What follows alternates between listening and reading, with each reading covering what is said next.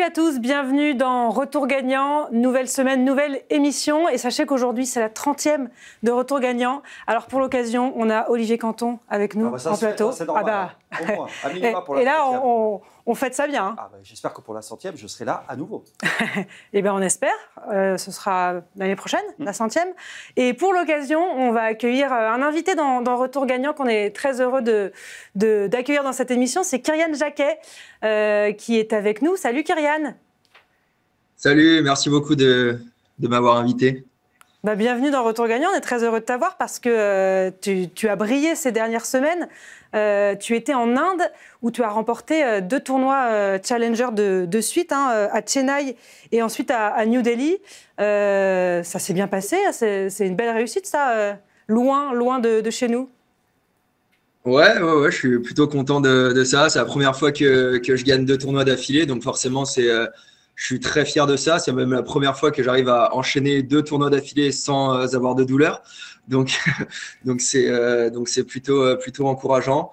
C'est vrai que ça m'a fait du bien aussi de partir loin de la France, d'être un peu loin de tout. Je sais que ça peut me faire du bien souvent pour sortir de tout le cadre français, de voir tout le temps les mêmes personnes. Là, on voit d'autres personnes et ça change, ça fait du bien. Oui, parce que c'est une sacrée aventure. Hein. Tu es parti, je crois, 1 mois quasiment.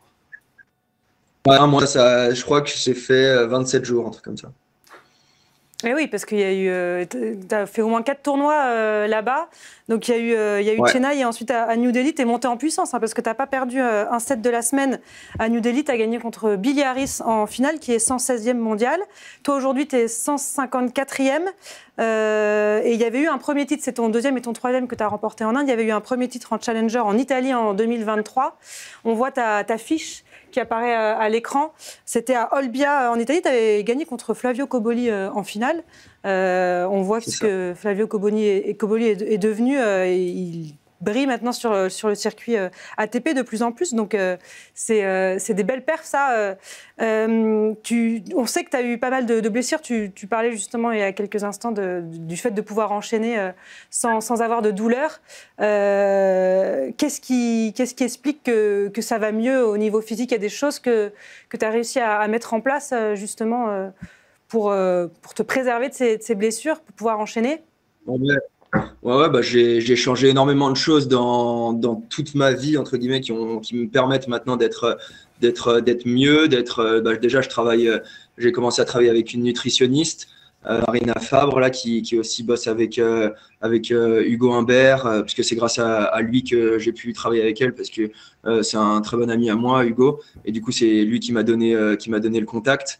Donc j'ai commencé à bosser avec Marina il y a 3-4 mois, il me semble.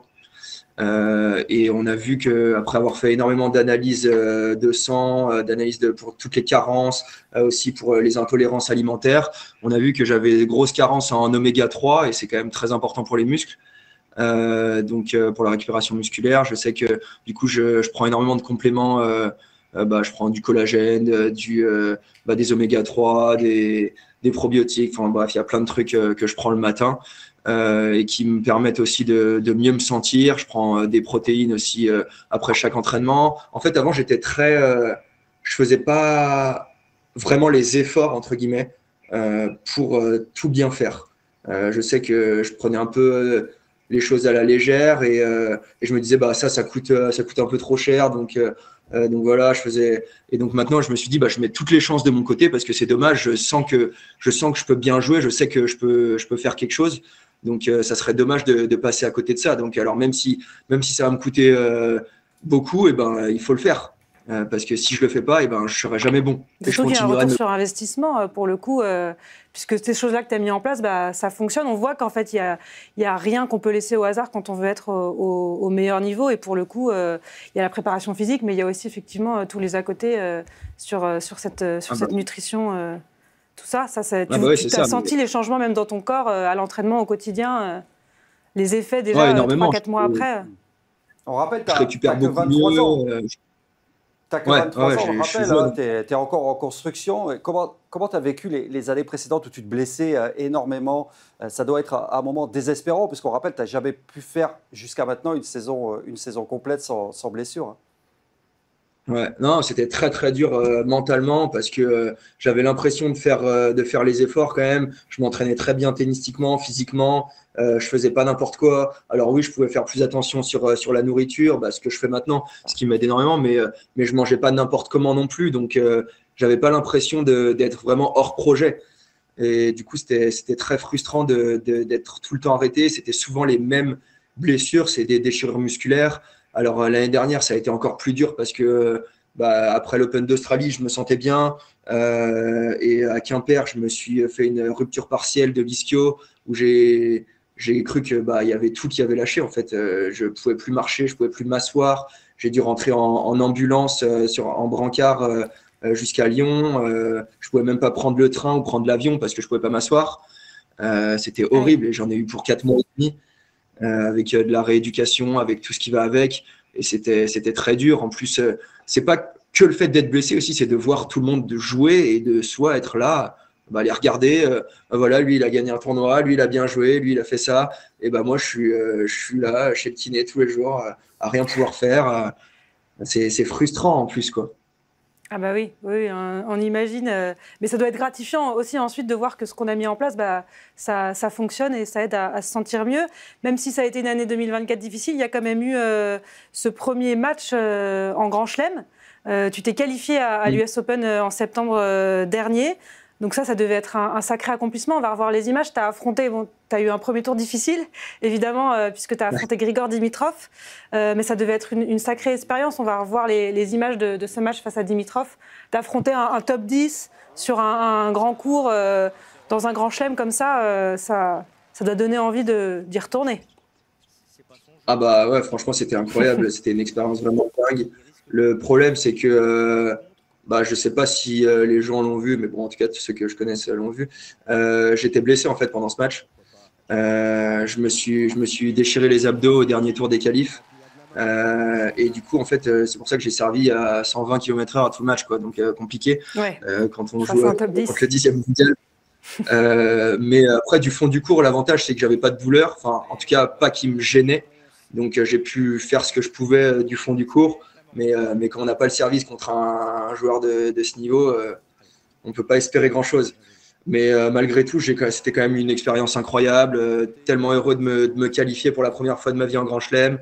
En plus, dans des conditions particulières, parce que j'avais toute ma famille avec moi. J'avais mes parents, ma sœur, ma copine. Donc, c'était vraiment incroyable de les avoir avec moi et de vivre ces moments avec eux. J'ai eu la chance d'avoir Nicolas Copin qui m'a accompagné sur ce tournoi parce que j'étais dans une période où j'avais plus trop d'entraîneurs et du coup avec la All-in Academy, ils m'ont permis de m'entraîner avec et d'être accompagné par Nicolas Copin sur cette semaine-là, et ça a été un grand plus aussi parce que de par son expérience, il m'a appris beaucoup de choses et il m'a beaucoup calmé en fait cette semaine. Et du coup, j'étais beaucoup mieux mentalement et donc j'ai moins puisé. Enfin, c'est tellement de petits détails en fait qui font la différence à ce niveau.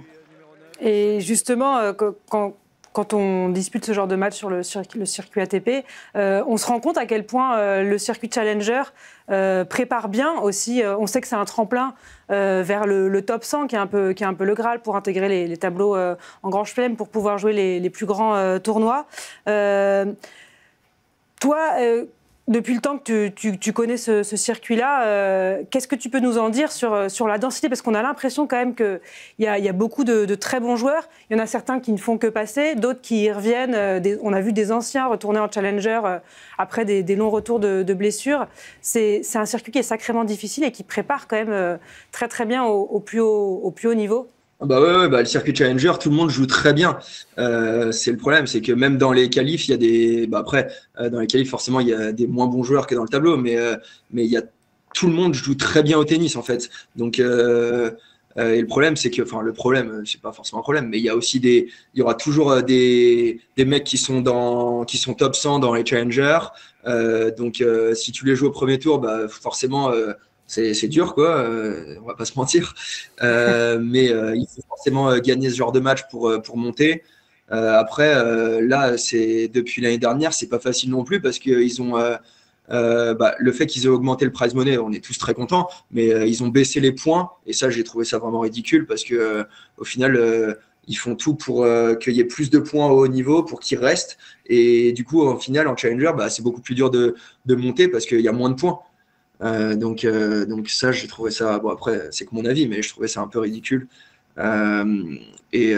Quand tu vois que si tu fais une finale d'un challenger, par exemple en finale de Chennai, le vainqueur il prend 100 points et le finaliste il en prend 50. Il y a un tel écart et même en demi, tu prends 25 points en demi, 50 en finale et 100 vainqueurs. Donc en 2 matchs, il y a un tel écart, c'est hallucinant. Ah oui, ça a évolué récemment? Ouais, c'est depuis 1 an, il me semble qu'ils avaient bougé les points, ou 1 an et demi. Mais voilà, après, de toute façon, on fait avec, c'est comme ça pour tout le monde. Mais c'est sûr que c'est pas facile de monter. Et puis, quand on sait le nombre de points qu'il faut pour être. Il y a la densité, parce que moi, je regardais la liste de tes derniers matchs là, sur ces dernières semaines, ces derniers mois. Là, en janvier, par exemple, tu as joué un joueur comme Laszlo Djere qui vient de gagner il y a quelques jours un ATP 250 en Amérique du Sud. Tu as joué en fin de saison, João Fonseca, qui est le prodige brésilien dont tout le monde parle. Et c'est vrai que, comme Anne le disait, il y a vraiment de tout. Et le grand public ne mesure pas forcément ce que ça représente, le circuit Challenger et le niveau hyper relevé. On en parle comme la 2e division du tennis, mais ce n'est pas vraiment ça, en fait. Ouais, c'est assez sous-coté, je trouve quand même, parce que dans les challengers, il y a vraiment un gros niveau. Et puis, si on regarde, Richard, il était sur les challengers. Là, Mana, il était à Quimper. Il y a des mecs comme Bonzi qui ont gagné, qui sont dans les 100 aussi, qui ont gagné je sais pas combien de chal et qui en refont de temps en temps s'ils ont été blessés, etc. Pour aussi reprendre de la confiance. Sur les challengers, il y a des très gros noms. Là, je regarde, je suis inscrit à Murcia dans 2 semaines. Ouais, c'est ça, sur Terre. C'est un 75 000 et je suis 152 sur la liste et je suis dans les derniers rentrants. Je suis 19e sur la liste. Donc, ça veut dire qu'il y a 19 le niveau. Pour moi, quoi. C'est fou. Sur un 75 000. Mais on a vu même des Dominic Thiem, Andy Murray revenir sur ces circuits-là. Donc ça lui donne aussi de l'importance. Ça montre à quel point c'est difficile aussi de garder ce haut niveau tout au long d'une saison. Mais ça a réussi quand même pas mal aux Français. Il y a eu Valentin Royer là, à Kigali au Rwanda qui a été titré. Il y a eu 6 semaines de suite avec un Français titré en challenger en ce début d'année. Il y a eu Sacha Guémard à Quimper, Hugo Blanchet à Coblence, Arthur Bouquet à Lille, toi donc à Chennai et à New Delhi, Geoffrey Blancano aussi à Brazzaville. On sait qu'il y a une forte présence française dans le top 200. Pour toi, à quoi c'est dû la réussite du tennis français au plus haut niveau dans les 200 premiers? Est-ce que tu échanges parfois avec les autres Français qui évoluent comme toi sur ce circuit? Oui, forcément, on échange tous. Après, je ne sais pas à quoi c'est dû. Chacun a ses méthodes d'entraînement. Chacun a des choses différentes. Mais on a quand même un très, très bon niveau en France. Tout le monde, on a quand même un pays assez talentueux, on va dire, dans le tennis. Même dans le sport en général, quand même. On est quand même une nation très sportive. Alors oui, je saurais pas du tout dire à quoi c'est dû. En tout cas, le travail forcément, mais c'est vrai qu'on a vraiment une très bonne nation. Je sais que là, oui, c'est vrai, il y a 6 semaines d'affilée avec des Français. Moi, je sais que Hugo Blanchet, je m'entraîne avec lui à l'année. On est meilleurs potes. Il s'entraîne à la All-in Academy aussi ici. On s'entraîne ensemble. Je sais que quand il a gagné, forcément, moi, ça m'a chauffé. Je me suis dit, je vais pas le laisser prendre trop d'avance sur moi non plus. Je veux pas qu'il me mette une distance non plus. Donc ça, forcément, c'est de la motivation. Chacun, il y a une émulation, je pense, entre tous les Français. Dès qu'il y en a un qui gagne, il y en a souvent d'autres qui gagnent derrière parce que tout le monde a envie de montrer son niveau, entre guillemets. Et il y a forcément une part d'ego aussi là-dedans. En tout cas, pour ma part, Je pense que c'est un peu pareil pour tout le monde. Mais je sais que quand je vois quelqu'un, quand je vois Guémard qui gagne Quimper, Hugo qui gagne la semaine d'après, je me dis, j'ai forcément envie de faire comme eux, j'ai envie de gagner. Après, il ne faut pas se concentrer que là-dessus non plus, parce que sinon, on ne peut plus jouer.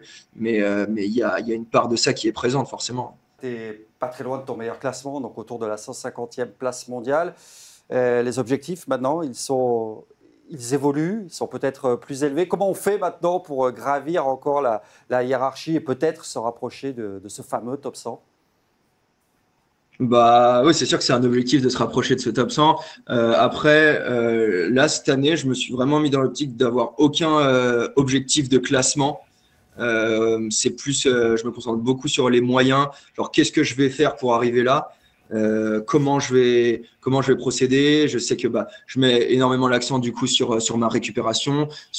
J'ai acheté des bottes aussi de compression pour la récupération. J'ai un Compex. Je sais que je vois les kinés 1 heure par jour. Je fais un énorme travail sur mon physique parce que je sais qu'en fait, si mon physique tient, mon niveau de jeu va suivre, et c'est ce qui s'est passé en début de saison. Je sais que c'est pas un problème de niveau de jeu sans manquer d'humilité ou quoi que ce soit. Je sais que j'ai le niveau pour être dans les 100 si mon physique tient. Donc voilà, je sais que si je fais tout ce qu'il faut, il n'y a pas de raison que ça se fasse pas, quoi. Le tableau de Roland Garros, avoir une wildcard, peut-être, c'est un objectif aussi en continuant à progresser, même s'il n'y a pas d'objectif de classement. Forcément, avec les résultats, ça montera. C'est un rêve pour toi de pouvoir disputer ce grand chelem français? Oui, j'ai déjà fait les qualifs, mais ça n'a rien à voir avec le tableau, forcément. Après, c'était incroyable pour moi de jouer le tableau de l'US Open, mais jouer un tableau de grand chelem à la maison, il n'y a rien de plus beau, quoi. D'avoir cette atmosphère incroyable. Je sais que pour mon tour de qualif, j'ai déjà trouvé que c'était dingue l'ambiance. Après, je sais que j'ai fait des erreurs l'année dernière que je ne referai pas cette année. Je sais que j'ai été trop pris par le public, je me suis trop excité, j'ai crampé de stress. Ça arrive à pas mal de Français malheureusement, mais ça sert de leçon et je sais que ça se reproduira pas cette année. Si je suis dans les qualifs, je suis dans les qualifs, ça sera comme ça. Si je continue de prouver que j'ai le niveau pour avoir une wildcard, et que j'en ai une, ça sera magnifique. Après, rien n'est impossible. Si je joue très très bien, je peux aller le chercher aussi tout seul, le tableau. Donc voilà, je me ferme aucune porte et je me dis pas il faut que je sois tableau à Roland. Si j'y suis pas, c'est comme ça, j'y serai l'année prochaine. Donc, on sent que tu veux pas brûler les étapes, hein. C'est vraiment marche après marche. Tu veux pas tu veux pas essayer de te tourner vers l'avenir, hein, trop loin. Ouais, j'ai trop été souvent là-dessus à vouloir reprendre vite, à vouloir me précipiter, faire les choses un peu trop rapidement, et ça m'a jamais servi. Je sais que c'est à cause de ça que je me suis beaucoup blessé, à vouloir reprendre trop vite, à vouloir parce qu'en sachant que je jouais bien sur les reprises, aller vouloir enchaîner des tournois, etc. Et j'ai fait trop de mauvais choix. Donc maintenant, je prends mon temps, je fais les choses à mon rythme, et même si ça prend un peu plus de temps, moi je serais content d'avoir fait les choses bien, quoi. Olivier a évoqué tout à l'heure Joao Fonseca que tu as affronté. On a vu la trajectoire assez folle qu'il avait eue ces derniers mois. Tu as affronté Dimitrov aussi à l'US Open. Est-ce que tu as des joueurs qui t'inspirent sur le circuit? Qu'est-ce que tu as pensé d'un jeune comme Fonseca, de sa qualité de jeu? Puisque c'est vrai que nous, on en a pas mal parlé avec sa perf aussi à l'Open d'Australie. Ouais, Fonseca, j'ai trouvé vraiment très très bon. En plus, je l'ai joué ici là, à la All In Academy pendant le tournoi. Et c'est vrai que après, j'avais pas énormément de repères sur mon niveau de jeu parce que c'était mon tournoi de reprise. Mais je sais que j'ai pas eu l'impression de faire un mauvais match en tout cas. Sauf en fait, je me suis fait breaker les premiers jeux de chaque set. Donc ça, c'était dommage parce que j'ai fait un peu un jeu pourri. Mais sinon, dans le jeu, je l'ai trouvé vraiment, il frappait vraiment fort des deux côtés. Il retournait fort, il servait bien. Je le trouvais hyper complet en fait. Et du coup, j'avais pas de doute sur le fait qu'il allait très très bien jouer, même s'il avait déjà commencé à bien jouer. Mais je l'ai trouvé vraiment, je vais pas dire impressionnant parce que c'est trop facile à dire. Ouais, il est impressionnant. Voilà, il a forcément bien joué derrière, mais je l'ai trouvé vraiment, vraiment bon, vraiment complet et très fort mentalement surtout. Je l'ai trouvé qu'il n'avait pas de trou et hyper consistant tout le match. Donc c'est ça que j'ai trouvé vraiment fort chez lui, parce qu'il est jeune quand même et arriver à avoir déjà ce truc-là, c'est quand même la marque des très grands, quoi. Ouais, c'est sûr que la maturité dont il fait déjà preuve est assez impressionnante, au-delà de évidemment son niveau de jeu qui demande quand même encore à progresser, évidemment. On suivra ça. Il y a un grand tournoi qui démarre demain, c'est Indian Wells, la tournée américaine avec ce premier Masters 1000 dans le désert californien.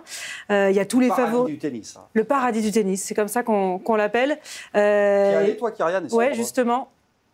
Non, j'ai jamais eu le classement pour y aller. Là, j'aurais pu potentiellement y aller cette année, mais en sortant de la tournée d'Inde, ça fait trop enchaîner. Puis j'avais besoin de couper un peu du coup, parce que en plus les 2 dernières semaines ont été dures. En Inde, c'était dur mentalement la 3e semaine puisque j'étais un peu épuisé, et la 4e semaine j'ai été malade pendant 2 jours, donc c'était dur. Et je savais que je pouvais pas forcément enchaîner à Indian Wells. Mais le tournoi, il a commencé hier déjà, non? Oui, les qualifs, effectivement. Oui. Ça commence demain, tableau principal, mais c'est vrai que les qualifs ont déjà démarré. Ça n'a pas trop souri aux Français. Pour l'instant. On a Carlos Alcaraz, évidemment, qui va être très attendu. C'est le double tenant du titre. Il a gagné l'an dernier contre Medvedev. Il n'y aura pas Sinner puisqu'il est suspendu jusqu'au mois de mai. Et puisqu'on parle d'Indian Wells, on va se faire un petit plaisir avec le best-of de la finale de l'an dernier entre Carlos Alcaraz, qui a remporté Indian Wells, et Daniil Medvedev, qui était un peu plus en forme que cette année.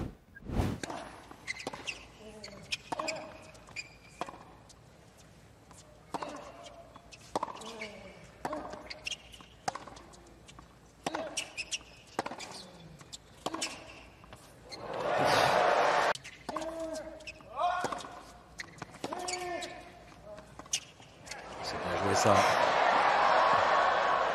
Ouais, défense. Ah, c'est magnifique de la part de Carlos Alcaraz. Ça y est, on se régale. C'est sagace, même quand il s'énerve. Il lâche jamais. Ouais, ça va être juste pour Medvedev là. Ah, bien joué. C'est pas terminé. Incroyable.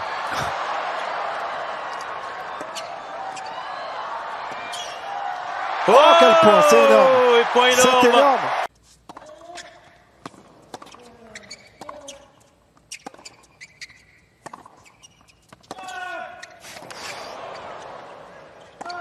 Oh là là. Oh, wow, c'est dans le couloir. Il est payé. Sa prise de risque est payée. Mais la volée est liftée, je ne sais pas si c'était le meilleur choix. Edouard Alcaraz aussi gagné à nouveau. Il y est. Oh là là, incroyable. C'est énorme. Mais c'est énorme, il fait le point, Medvedev.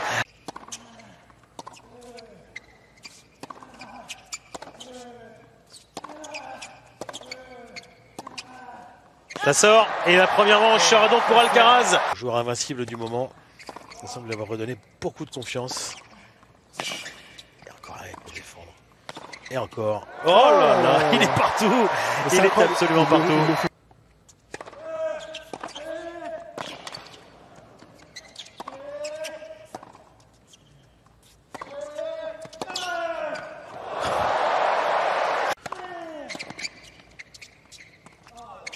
Et voilà. Ça reste dans la raquette. Bah oui, forcément. Il ne sait plus quoi faire, il n'y a pas de solution.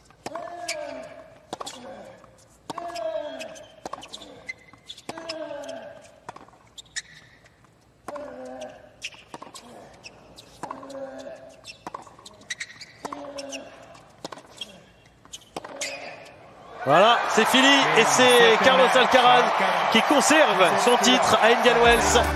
Exceptional tennis.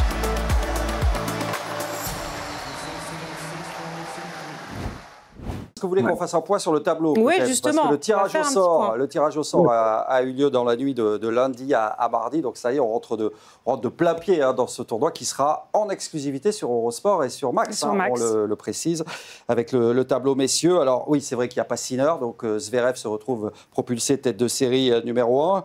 Qu'est-ce qu'on peut retenir de nos Français? Je rappelle que c'est un tableau colossal. Donc il y a 32 têtes de série. Parmi elles, il y a 3 Français, Giovanni Mpetshi-Perricard, Arthur Fils, Hugo Humbert, qui démarreront donc au deuxième tour, avec potentiellement pour Mpetshi-Perricard, Alexander Zverev au 3e tour, pour Arthur Fils au 3e tour, Musetti, et Rune pour Hugo Humbert au 3e tour. Parmi les autres Français, on va surveiller évidemment Alexandre Müller, qui a été si bon lors de la tournée sud-américaine avec sa finale à Rio, qui pourrait jouer Tsitsipas au deuxième tour s'il bat Sebotvild au premier tour. Et puis il y a Quentin Halys qui a été incroyable aussi à Dubaï. Lui qui joue à qualifier avant de retrouver éventuellement Carlos Alcaraz. Voilà pour les Français. Puis quand on fait une analyse plus générale du tableau, évidemment, ce que tout le monde a coché, c'est le potentiel quart de finale Alcaraz, Novak Djokovic pour la revanche du quart de finale de l'Open d'Australie. On peut même avoir un petit Djokovic-Kyrgios. Ouais, ça se regarderait, deuxième tour, pas mal. Au deuxième tour, si Kyrgios gagne son premier match, mais c'est quasiment un grand chelem. Maintenant, on le sait, avec ce Masters 1000 sur 12 jours. Je ne sais pas si tu es fan, toi, de cette nouvelle formule des Masters 1000, d'ailleurs, sur quasiment 2 semaines. Pour l'instant, moi, ça ne me gêne pas parce que je ne les joue pas. C'est une bonne raison. Donc moi, ça me en parler. Oui, tu dis que tu es proche de Hugo Humbert. Est-ce que tu l'as déjà évoqué avec lui, ces formats? On sait que ça divise un peu. Il y en a qui aiment, d'autres qui trouvent que c'est trop long, qu'il y a trop de temps mort entre les matchs. On n'en a jamais parlé, mais non, c'est vrai que j'ai entendu de tout. Il y en a qui aimaient bien, il y en a qui n'aimaient pas. Je ne saurais pas me prononcer moi là-dessus tant que je l'ai pas vécu. Mais c'est vrai que ça peut sembler long quand c'est 2 semaines de tournoi, etc. C'est vrai que pour ceux qui potentiellement peuvent le gagner, ça doit être long. Ouais. Il y aura donc la plupart des favoris qui sont présents. On a évoqué Kyrgios. Toi, c'est le genre de joueur que tu aimes voir évoluer, ce caractère-là sur un court de tennis et hors du cours de tennis, parce qu'il fait autant parler hors des cours. Moi, je suis complètement fan de Kyrgios. J'adore. Moi, les Kyrgios, les Benoît Paire. Mon fils moins extravagant en dehors, mais ouais, moi j'adore. C'est le show, c'est tout ce que j'aime dans le tennis. C'est ce qui fait vivre le tennis, moi je trouve. Alors après, bien sûr, Kyrgios à des moments il est très extrême dans ce qu'il dit, mais c'est sûr que j'aime bien ce genre de personnalité quand ça va pas au-delà du manque, enfin quand ça manque pas de respect, quoi. T'es comment toi sur un court d'ailleurs? T'es quel type de joueur? Sanguin? Moi, j'arrive à te contrôler. Moi, je suis assez créatif. J'aime bien faire des hot shots. J'aime bien créer du jeu. En fait, j'aime bien attaquer. J'aime bien défendre aussi. Donc, je suis assez à l'aise en contre. Ouais, voilà. J'aime bien faire le show aussi quand il y a du public. Je sais que je joue toujours mieux parce que ça me booste. Après, il faut que j'arrive en fait à le contrôler quand même. Il ne faut pas que je sois dans l'extrême et à être trop dans la créativité. Mais d'un côté, il faut absolument que je sois créatif parce que si je ne suis pas créatif dans mon jeu, ça va pas marcher, quoi. Et comment tu arrives à te conditionner justement en match là-dessus? Tu as une grosse préparation mentale? Je sais que là, on bosse beaucoup le mental avec parce que là, en ce moment, je bosse avec Stéphane Robert. Donc on bosse beaucoup le mental. On fait une demi-heure, 3/4 d'heure tous les jours. Là, en tout cas en tournoi, on faisait pas mal de cohérence cardiaque pendant 5-10 minutes où on fait 5 secondes d'inspiration, 5 secondes d'expiration. On fait de la visualisation aussi, beaucoup d'inspiration, d'expiration, de contrôle de tout ce qui est la zone du ventre aussi, parce que moi j'ai été énormément blessé sur les abdos, sur tout ce qui est zone du bassin, donc je sais que si on peut agir là-dessus en relâchant, c'est hyper important. Et après sur le court, j'essaye de me parler beaucoup, de me parler assez positivement. Je sais que là en Inde, je lui demandais je le regarde souvent. Moi, j'ai besoin d'avoir ce soutien aussi au bord du court. C'est vraiment un plus pour moi. Et je sais qu'on a quand même réussi à bien gérer ça, parce que c'était les premiers vrais tournois qu'on faisait ensemble, et on s'est plutôt bien entendu sur le bord et en dehors du court. Ça a vocation à durer plus longtemps avec Stéphane Robert, qui a été proche du top 50, qui connaît bien ce haut niveau aussi. Ça a duré cette collaboration ? On est en train, donc j'espère que ça durera le plus longtemps possible. Mais voilà, c'est forcément top d'avoir cette expérience, parce qu'il connaît très bien le haut niveau. En plus, ce qui était drôle, c'est que il a gagné New Delhi il y a plusieurs années. Du coup, on se disait qu'on était invaincus à New Delhi, et il n'avait pas perdu. Donc voilà, donc c'était cool. Mais oui, franchement, il m'apporte énormément sur l'expérience. Et puis, on bosse plein de choses que j'avais pas du tout l'habitude de bosser. Je sais qu'on a bossé énormément dans les carrés de service, à bosser sur des trucs tout simples en fait, mais qui sont hyper importants. Et du coup, ça change de travail et c'est hyper intéressant, je trouve. C'est une vraie personnalité, Stéphane Robert. Oui. On se souvient de lui sur le circuit. C'est quelqu'un qui a toujours détonné, justement. C'est pour ça que ça doit bien coller.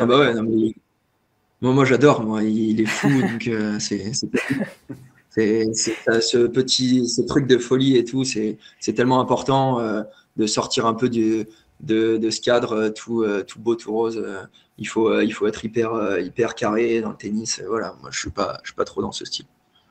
T'es plutôt Alcaraz que Sinner alors, dans le style de jeu, dans le style de personnalité.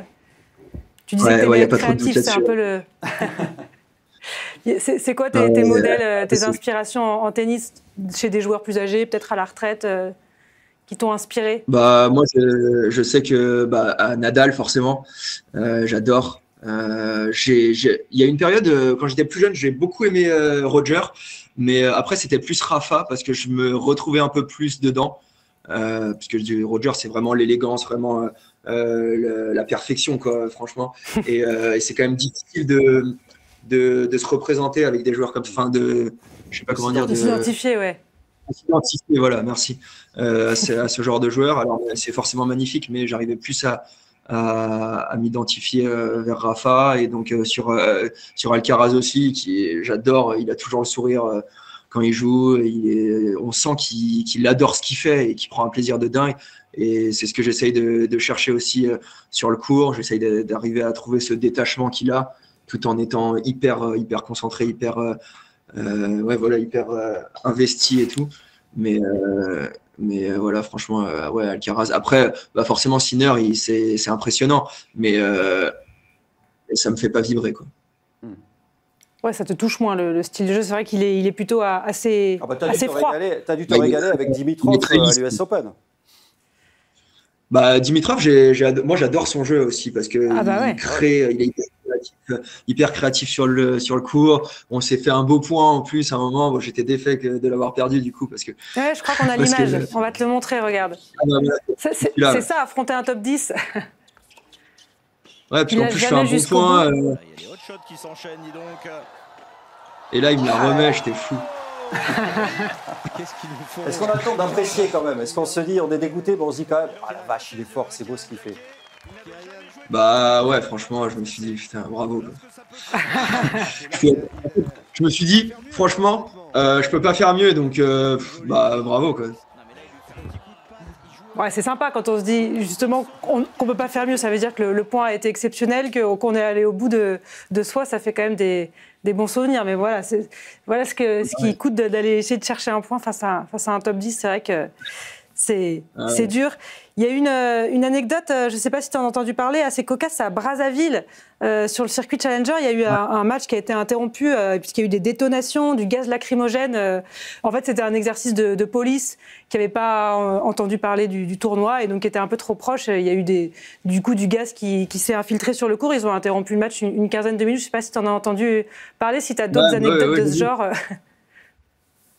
Des anecdotes comme ça, non, j'en ai pas énorme, mais j'ai vu, parce que j'avais des potes, j'ai un de mes meilleurs potes, Corentin Denoli, qui était là-bas et qui joue Kigali aussi là ces semaines. C'est surtout en fait la réaction des joueurs.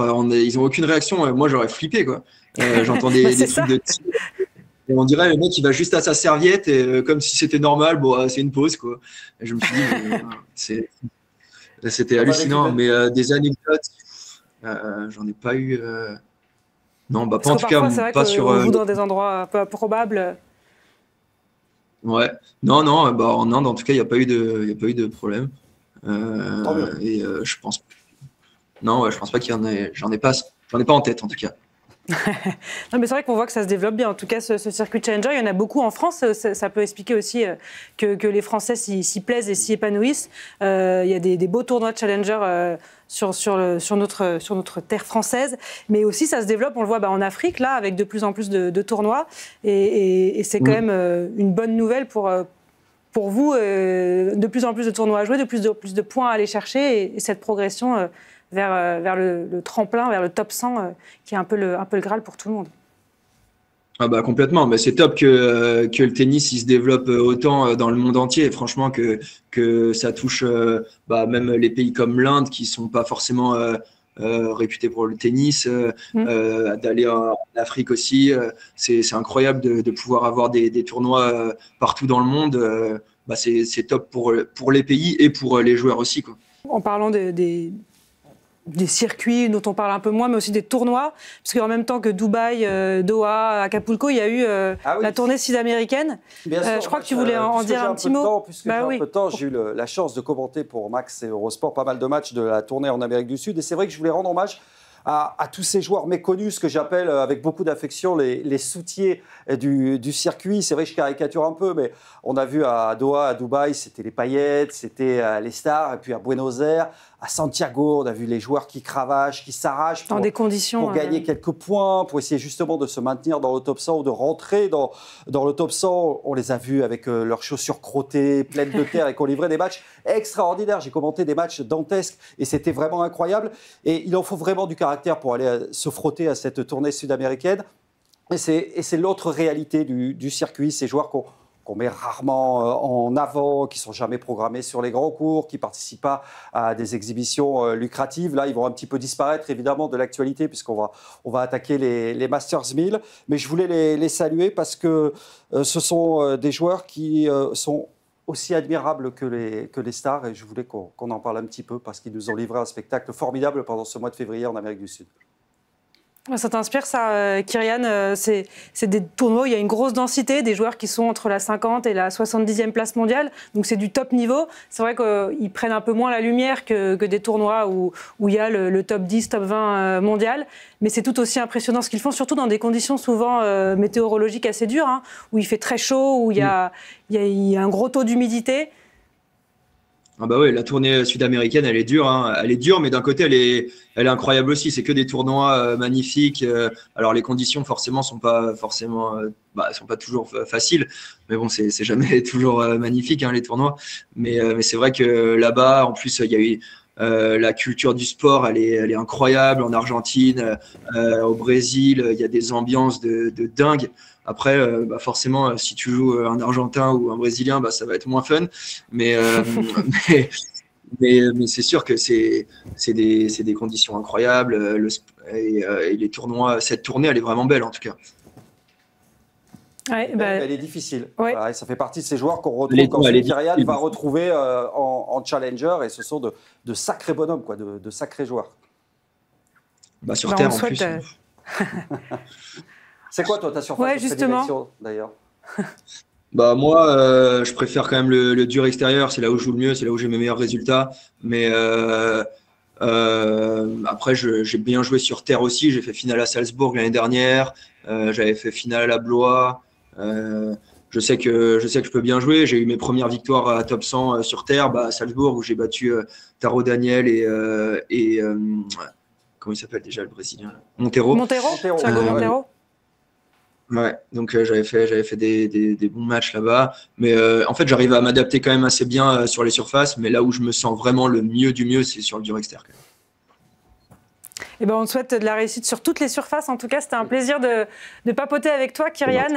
On te souhaite le meilleur pour la suite de la saison. C'est quoi tes prochains tournois là? Là, on prépare la terre, là, et du coup, normalement, la semaine du 17 mars, c'est Murcia, un 75 000, ensuite Gijón, un 100 000, et Calife de Bucarest, le 250. Sacré programme. C'est un beau programme, ouais. Voilà. Bah pourvu que ça dure, en tout cas, que tu continues sur ta lancée, que ton corps se porte bien et te laisse tranquille. Et puis, on refera le point avec plaisir avec toi un peu plus tard dans la saison. Oui. Évidemment, quand on est autour de la 150e place mondiale, évidemment, on est focalisé sur Kyrgios. Bon, et en tout cas, si tu veux regarder un peu de tennis, il y a Indian Wells, le tableau principal qui démarre demain. Ce sera en exclusivité, en intégralité sur Eurosport, sur Max, avec tous les matchs. Olivier aussi, qui sera là pour commenter des 3 sets accrochés. J'ai une tête ravie. Ah oui, ça va aller un petit peu plus vite, parce que je peux vous dire qu'il fallait y être à 3h du matin à Rio. Là, il n'en finissait pas entre 2 Argentins. J'étais là, moi. Eh ben, on sera là. Beaucoup de monde qui regarde. Mais si, on était là. Mais là aussi, ce sera tard, parce que c'est aux États-Unis, il y a un petit décalage horaire. Ça va aller un petit peu plus vite sur cette surface. Quand même. Ça va aller un peu plus vite. C'est vrai que ça doit être dur, ça aussi. Pour commenter. Écoute, je t'invite à venir nous voir sur Eurosport et sur Max, si tu as du temps libre, pour commenter 1 ou 2 matchs. Tu verras comment ça se passe.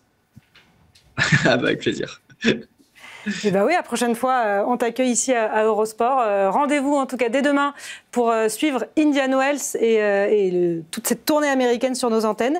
Et puis on se retrouve mardi prochain pour un nouveau retour gagnant. Merci Kyrian, à très vite. Merci beaucoup à vous, à très vite. Bye bye.